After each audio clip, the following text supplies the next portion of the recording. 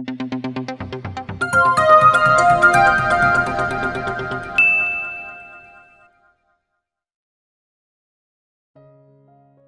si Arabella, nang malakas na ilapag ng amo niya ang lata ng soft drink, sa ibabaw ng mesa. Nagtatago po, ibig ko pong sabihin, nagtago iyong ipis dito sa ilalim. Napalunok siya dahil tila nanunuri ang mga mata nito, habang nakatingin sa kanya. Hinabol ko para patayin iyong ipis. Ngumiti ang dalaga rito, pero sa tingin ni Arabella, ay baka nagmukhang niwi ang kinalabasan nun. Such a liar. Pinilig ni Drake ang ulo. Nang muling tumingin ito sa kanya ay napatayo si Arabella sa kaba, dahilan para makalimutan niya na nasa ilalim siya ng mesa. Aaaray. Napadaing siya sa sakit ng ulo nang mauntog siya. Simula pagkabata ko, wala pa akong nakita maski isang ipis, o langaw sa pamamahay ko. Gumapang si Arabella paalis sa ilalim ng mesa. Nang makatayo ay humawak siya sa tuktok ng ulo niya, at saka yumuko sa lalaking nasa harapan. Pasensya na po, Sir Drake. Hindi na po mauulit. Nakangiwing sambit niya. Hindi ni Arabella magawa na tingnan ang lalaki, dahil sa palagay niya ay nanunuri na naman ang mga tingin nito, na pinakaayaw niya sa lahat, ng uri ng tingin sa mundo. Pakiramdam niya kasi ay iba ang sinusuri nito sa kanya, na hindi niya mabatid kung ano. Hindi na ito muli pang nagsalita, at iniwan na siya. Akala ni Arabella, ay matatawag na naman siya na babitan nito. Mabuti na lang at hindi. Napabuga siya ng hangin, at hinawakan uli ang masakit na ulo. Napangiwi siya dahil nakapanya na mayroong bukol iyon. Ikalawang araw pa lang niya, at sa 2 araw na iyon, ay nagalit na rin niya ito ng 2 beses. Baka mapag-alitan pa siya ni Miss Flor pag nalaman ito. Bakit kasi bumaba rito sa kusina ang amo niya? Akala niya talaga, ay hindi ito lumalabas ng 4 maliban pagkakain lang. Mahina niyang kinutusan ang sarili. Tanga mo naman, Arabella, malamang gustong uminom ng soft drinks kaya bumaba. Mahina siyang nagpapadyak ng paa, dahil sa inis sa sarili. Kasar naman, 2 beses ko na siyang nagagalit. Buong araw ni Arabella na dinala ang kahihiyan, sa araw na iyon. Ngayon ay may bago na siyang idadagdag, sa mga dapat niyang gawin simula ngayon, at iyon ang hindi nagalitin, o inisin ang amo niya. Hindi na dapat siya makagawa ng bagay na ikakagalit, o ikaiinis nito sa kanya. Baka mamaya hindi nito dagdagan ang sahod niya, at wala pa siyang makuha na bonus, dahil inis sa kanya. Sayang ang bonus, Arabella, aniya sa utak. Kailangan lang niya magtiis. Iyong tipong papasok sa tainga ang mga salita nito, at ilalabas niya sa kabila. Hindi niya kailangang damdamin, dahil walang mangyayari kung gagawin niya iyon. Hindi na siya makakahanap ng ganito kalaking sahod, para sa walang pinag-aralan na tulad niya. Pumikit siya at pilit na sinisiksik sa utak, ang lahat ng pwede maitulong ng trabaho niya sa pamilya niya. Tama, para sa pamilya niya na hirap, ay gagawin niya ang lahat. Susundin, at tutuparin niya ang mga plano niya. Siya yata si Arabella. Ang babaeng walang inaatrasan. Malakas na tawa ni Renz, ang maririnig sa buong kusina. Napabusangot na lang si Arabella, dahil nagawa pa nito na tawanan siya sa mga ikinwento niya, tungkol sa nangyari kagabi, at kanina. Kanina niya pa gustong-gusto na batuhin ito, ng patatas na hawak niya dahil naaasar siya, sa paraan nito ng pagtawa. Anong nakakatawa, Renz? Hinugasan niya ang mga patatas na dala nito. Naluluha ang mata ni Renz, habang nakatingin sa kanya. Wala naman. Medyo nakatawa pa na sabi nito. Sa sunod kasi pakiayos iyong palusot. Wala na kasi akong maisip na palusot. Saka kahit sino naman kasi matatakot sa amo natin, ikaw hindi ka ba natatakot sa kanya? Natigilan ito. Oo nga, nakakatakot talaga si Sir Drake. Galit man siya, o hindi nakakatakot talaga siya. Yan nga ang sinasabi ko sa'yo. Kaya nga nagtago agad ako. Nakakatakot kasi ang amo natin. Pag naaalala ni Arabella, kung paano ito tumingin, ay nakakaramdam siya ng kaba. Di ba sinabi sa'yo ni Tita Flor, na huwag kang magpakita sa amo natin? Dapat kasi nag-ingat ka. Mamaya kainin ka ni Sir ng buhay, pananakot pa ni Renz. Napalunok si Arabella. Nanganggain si Sir ng buhay. Ito ba ang dahilan, kaya hindi dapat siya makita ng amo nila? Kaya ba nagbilin si Miss Flor, na wag hayaan na makita, o maabutan siya? Dahil isang uri si Sir Drake ng halimaw, na kumakain ng tao. Malakas na tumawa si Renz. Namumutla ka, Arabella. Banibiro lang naman kita. Tumigil ito sa pagtawa, at seryoso na tumingin sa kanya. Hindi siya nanganggay ng tao, Arabella. Pero halimaw si Sir Drake, sa ibang paraan kaya mag-ingat ka na lang. Hindi maalis sa isip ni Arabella ang sinabi ni Renz sa kanya. Halimaw sa ibang paraan. Sa anong paraan naman kaya?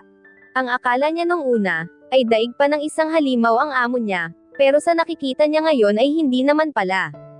Baliwala sa kanya ang pag-alitan siya ng pag-alitan nito. Ang mahalaga sa kanya ngayon, ay magawa ng maayos ang dapat niyang gawin. Kailangan na hindi na siya magkamali ngayon. Dahil sa kamay niya nakasasalay ang pangangailangan ng pamilya niya. Siya lang ang maaasahan ng mga ito kaya hindi siya pwedeng bumigay na lang. Pupungas-pungas pa si Arabella, habang naglalakad papunta ng kusina, para uminom ng tubig. Alas 12 pa lang ng gabi, kaya antok na antok pa siya. Natigil siya sa paghakbang ng makarinig ng ingay mula sa kusina. Medyo kabado pa siya na sinilip, kung tama ba ang hinala niya. Nanlaki ang mata niya, at napaawang ang labo niya. Tama nga ang hinala niya, na ang amo niya ang nasa kusina, ang nakapagpaawang ng labi niya ay dahil hubad borrow ito.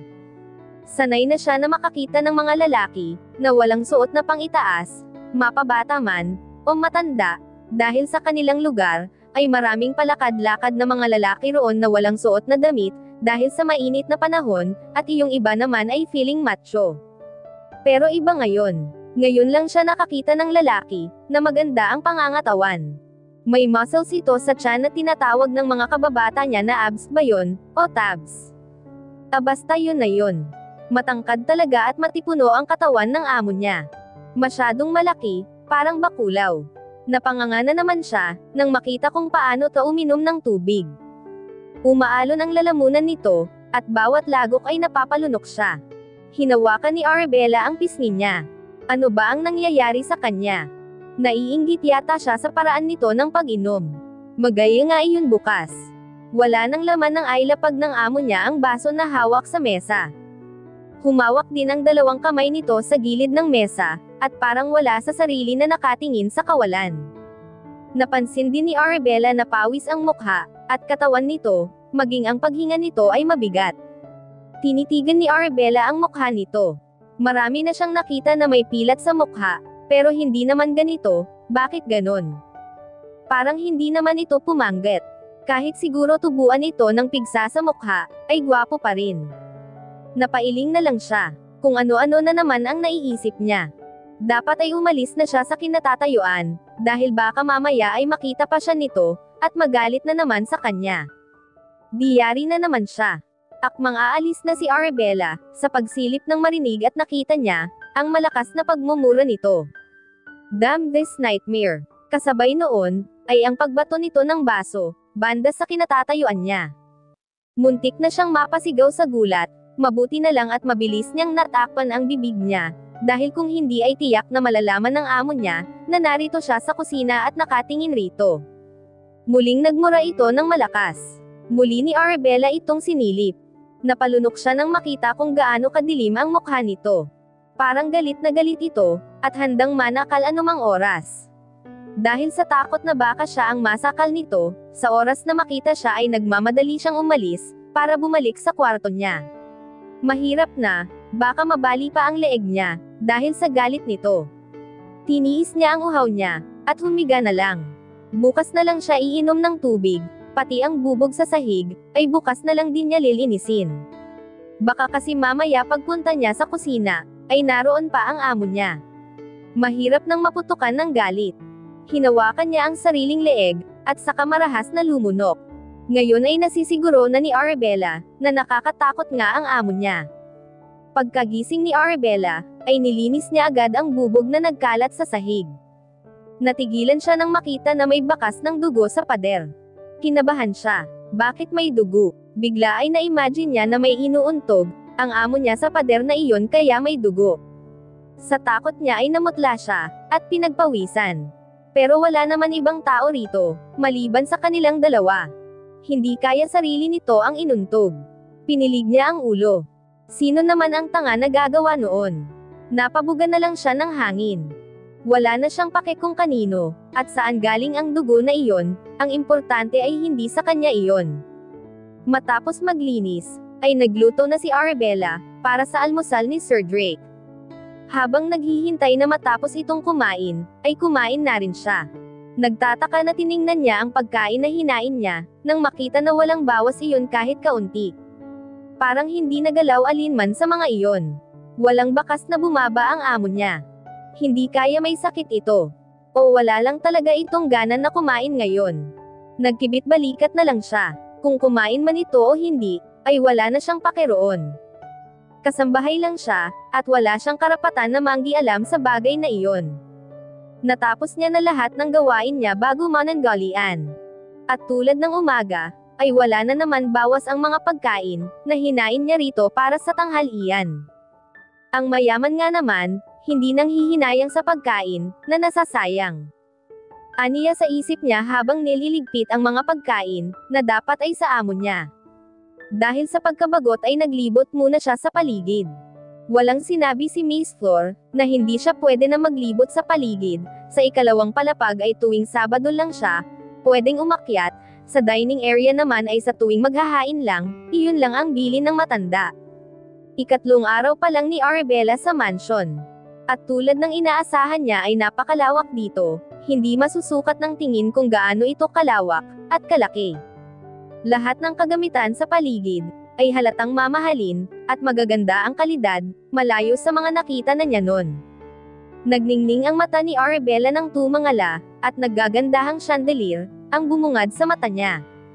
Sa paglilibot niya ay napunta siya sa isang pinto. May kulay pink na puso sa harap nun at may nakalagay na, "Do not disturb the princess of this house." Ito marahil ang kwarto ng kapatid ng amo niya. Pumihit siya paharap para umalis na, ganun na lang ang gulat ni Arabella, nang bumangga ang mukha niya sa matigas na bagay. Masakit ang ilong na napangiwi siya, pero agad din nawala ang ngiwi sa mukha niya, at napalitan ng takot nang makita ang mukha ng amo niyang lalaki, na madilim ang mukha na nakatingin sa kanya. Napa-atre si Arabella at ilang beses lumunok. Galit na galit ang mukha nito, habang nakatingin sa kanya, na para bang may nagawa siyang hindi nito nagustuhan. Napansin din niya ang kamay nito na may benda. "What are doing here, idiot?" Idiot. Tanga ang ibig sabihin nun, diba? Binasa niya ang labi, dahil tila nanuyo iyon sa kaba niya. Ang dibdib niya ay malakas ang kabog, dahil sa klase ng tingin nito sa kanya ngayon. Ngayon na yata talaga siya masasakal. Napaigik si Arabella nang hawakan siya nito, sa dalawang balikat at malakas na itulak sa pinto na nasa likuran niya. "Aray ko naman po, sir." Malakas siyang napadaing. Pakiramdam niya ay nadurog, ang mga buto niya sa ginawa nito. "Anong ginagawa mo ditong Bobby? Teka? Sinong nagsabi na pwede ka pumunta sa lugar na ito?" Nagninangas ang mga mata, na tanong sa kanya ng amo niya, habang nakayuko at nakatingin sa kanya. Napansin ni Arabella, sa kabila ng galit sa mga mata nito ay malungkot iyon. Napakasakit ng hawak ng amo niya sa balikat niya. Sigurado siya na mag-iiwan ng marka, ang hawak nito doon dahil bukod sa malaki ang kamay nito, ay malakas pa ito, at malaking tao. Kailangan pa nga niya na tumangala, para lang makita ang mukha nito. "Sir, napadaan lang po ako dito." "Promise po," kabadong sagot ni Arabel. "Hindi po ako pumasok dyan sa kwartong iyan." Dugtong pa ni Arabella, kung ito ang gusto nitong marinig. "Just out." Maanghang nasabi nito, at saka siya binitiwan. Mabilis na tumakbo si Arabella paalis, at nagmamadaling pumasok ng kwarto. Hindi naalis ang sakit sa balikat niya, kahit binitiwan na siya ng amo niya. Pakiramdam niya ay naiwan ang malaki nitong kamay sa balikat niya, at nakadiin pa rin dahil masakit pa rin iyon. Malungkot na tiningnan ni Arabella sa salamin ang balikat na may pasa. Tama nga siya, nagmarka ang ginawa ng amo niya sa kanya. Maging ang likuran niya ay masakit din. "Tiis lang, Arabella. Kaya mo yan." Aniya sa sarili. Natigilan siya nang maalala, ang kamay ng amo niya na may benda. Galing ba sa kamay ng amo niya ang dugo na nakita niya sa pader? Sinuntok nito ang pader. Pero bakit? Pinapaabot ni Tita Flor, Arabella. Ani Renz, at may iniabot na may kalakihan na bag na kulay itim sa kanya. Ngayon lang daw niya naibigay, kasi kakatapos lang ipatahi. Kunot ang noo na tinanggap ni Arabella ang iniabot nito. Nang buksan niya iyon, ay nakaramdam siya ng excitement. Mga maid's uniform iyon, na katulad ng napapanood niya sa mga Japanese anime. Napangiwi siya nang mapansin kung gaano kaikli iyon. Teka, Renz. Nagkamali yata ng pagpapatahi si Miss Flor, tingnan mo. Pinakita niya rito kung gaano kaikli ang palda, sigurado si Arabella, na hindi aabot sa tuhod niya ang haba noon, baka nga hindi pa aabot sa kalahati ng hita niya. Hindi siya sanay na magsuot ng maiikling shorts, o bestede na maikli. Mas sanay siya sa mga lumang pantalon, o pajama na mahahaba. Napakamot na lang si Ren sa ulo. Sinabi ko na nga iyan kay tita. Ang sabi niya bagay daw iyan sa'yo, kasi mukha ka daw manika. Namula na ang mukha ni Ren sa huling sinabi. Napakamot si Arabella sa ulo. Wala na siyang magagawa, dahil iyon ang binigay sa kanya, pero kung siya ang masusunod, ay hindi niya gusto na suotin iyon, dahil tiyak siya na pag naglinis siya, ay makikita ang kuyukot niya at panty niya. Bilin din ni Tita Flor, na araw-araw ka na magsuot ng uniform, dahil iyon ang gusto ni Sir Drake. Dagdag pa ni Renz. Tumango na lang si Arabella rito. Sige, Renz. Nakaalis na si Renz. Naiwan si Arabella na problemado, habang hawak ang uniforme na para sa kanya. Grabe naman ang ikli nito. Nasabi na lang niya. Napangiwi siya ng kumirot ang likod at balikat niya. Di bale, susuotin pa rin kita kasi kailangan. Baka magalit na naman ang amo niya sa kanya, pag hindi pa siya nagsuot ng uniforme. Ipapakiusap na lang niya kay Miss Flor, na palitan ito ng mas mahaba sa linggo pagbalik nito. Hinawakan niya ang balikat, at mahinang hinilot iyon. Lalo siyang napangiwi dahil mas sumakit iyon, dahil sa ginawa niya. Binaba niya ang manggas ng suot niyang t-shirt. Sigurado siya na mangingitim na ito kinabukasan. Mabilis na sinuot ni Arabella sa kwarto ang uniforme niya, at saka nagmamadaling lumabas, kailangan na kasi niya magluto. Nang matapos magluto ay naghain na siya, para sa gabihan ng amo niya. Nagulat pa siya, at tila nanigas ang katawan niya, dahil nang maghain siya, ay nakaupo na ito na parang hari. May lungkot sa mga mata nito, habang nakatingin sa malayo. Pinagpapawisan si Arabella, nang magawi ang mata nito sa kanya, kung kanina ay malungkot ang mata nito, ngayon ay mabagsik na habang nakatingin sa kanya. Wala naman siyang ginagawa, pero kung makatingin ay parang may nagawa siyang kasalanan. Dahil sa takot sa presensya nito, ay nanginginig ang mga kamay ni Arabella, habang hinahain sa harap nito ang mga pagkain.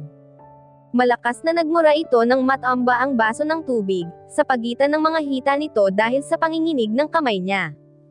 Alam ni Arabella, ng mga oras na ito ay namumutla siya, dahil sa maghalong kaba at takot. Sorry po, sir. Gusto niyang panasan ang basa nitong pants, pero wala naman siyang hawak na pamunas, saka baka magalit lang ito lalo sa kanya, pag hinawakan niya ito. Ang dali lang ng trabaho mo. Pero hindi mo magawa ng maayos. Ganyan ka ba katanga? Malakas na bulyon nito sa kanya. Napayuko si Arabella, para hindi makita ang galit na mata ng amo niya. Nasaktan siya sa sinabi nito sa kanya, pero kailangan niyang tiisin ang mga sinabi nito, dahil kasalanan naman niya. Get out! Sa takot ay nagmamadali siyang naglakad paalis, pero sadyang malas talaga ata ang araw na ito sa kanya, dahil nag-ekis ang mga paa niya dahilan para madapa siya. Eroray! Mabuti na lang at hindi nauna ang mukha niya, sa matigas na marmol na sahig, kung hindi ay sigurado siya na basag na ang mukha niya ngayon. Nanlaki ang mata ni Arabella, nang maalala na nakapalda siya ng maikli ngayon, at nakapanti lang siya. Nagmamadali siyang tumayo, at tumakbo paalis na hindi tumitingin sa amo niya, na hindi niya alam kung nakatingin ba, o hindi sa kanya. Nakakahiya. Pulang-pula ang mukha ni Arabella, nang makarating ng kusina. Naghalo ang nararamdaman niyang kahihiyan ngayong araw. Mahina niyang tinuktukan ang ulo. Ang tanga mo, Arabella. Ang tanga mo talaga. Di bale, iisipin na lang niya, na hindi nangyari iyon sa kanya. Ngayong araw ay walang nangyari. Tama, walang nangyari. Kinabukasan, ay sinilip ni Arabella muna, kung nasa mesa na ang amo niya bago naghain. Nakahinga siya ng maluwag nang hindi niya ito nakita. Mabuti naman. Hindi niya kasi alam, kung paano haharap dito ngayon. Naalala niya pa kung paano niya natapunan ng tubig ito. Nakakahiya talaga. Pagkatapos maghain ay nagmamadali siyang bumalik sa kusina, at kumain mag-isa. Napapangiwi pa rin siya, dahil masakit pa rin ang balikat, at likod niya. Pagkatapos kumain ng umagon, ay naghintay muna siya ng 1 oras bago lumabas. Pagkatapos ng 1 oras, ay nagpunta na siya ng dining room, dahan-dahan pa siyang sumilip roon, para tingnan kung wala na ba talaga ang amo niya. Kumunot ang noo niya, nang may hamarang na malapad na dibdib sa pagsilip niya. Napatayo siya ng tuwid, nang makita ang amo niya na nakakunot ang noo, habang nakayuko at nakatingin sa kanya. Kasi, magliligpit na po ako. Kandayutal na paliwanag ni Arabella, habang nakayuko, kahit na wala pa itong sinasabi. Tulala siya habang nakatingin sa likuran nito, habang naglalakad palayo. Wala na pala ito sa harapan niya, habang nagpapaliwanag siya. Dahil sa kaba ay hindi ni Arabella, namamalayan na umalis na pala ito sa harapan niya. Nakahinga siya ng maluwag. Akala niya ay mabubulyawan na naman siya nito. Nakaka-boring. Paulit-ulit lang ang ginagawa niya araw-araw. Walang pagbabago. Pero pag naiisip naman niya kung gaano kalaki, ang sahod niya ay sumisigla siya. Gusto niya sana na maglibot, pero pag naiisip niya na baka makita na naman siya ni Sir Drake, ay magagalit na naman ito sa kanya, at masaktan na naman siya. Masakit pa ang balikat at likod niya, kaya ayaw niya na madagdagan pa iyon. Mas gusto na lang niya na tumambay sa kusina, kaysa ang maglibot, mahirap na baka makasalubong niya ang amo niya. Ang ganda mo dyan lalo sa suot mo, Arabella. Nagmukha ka lalong manika. Namumula ang mukha na papuri ni Renz sa kanya. Sus, nakakita ka lang ng legs, Biro ni Arabella rito, kahit ang totoo ay I believe siya rito. Hindi ito katulad ng ibang lalaki, na pag nakakita ng hita o balat ng babae, ay parang hayok sa laman, at nanlalaki ang mga mata na susundan ka pa ng tingin. Ganoon kasi sa lugar nila, pag may dumaan na babae na nakasuot ng maikling shorts, ay kanya-kanyang sipol ang mga lalaking manyak. Oy, hindi Namumulang tangga ni Renz sa sinabi ni Arabella. At dito na po nagtatapos, ang 2 kabanata ng ating kwento, at sanay muli niyo po akong samahan, sa mga susunod pang kabanata. Maraming salamat.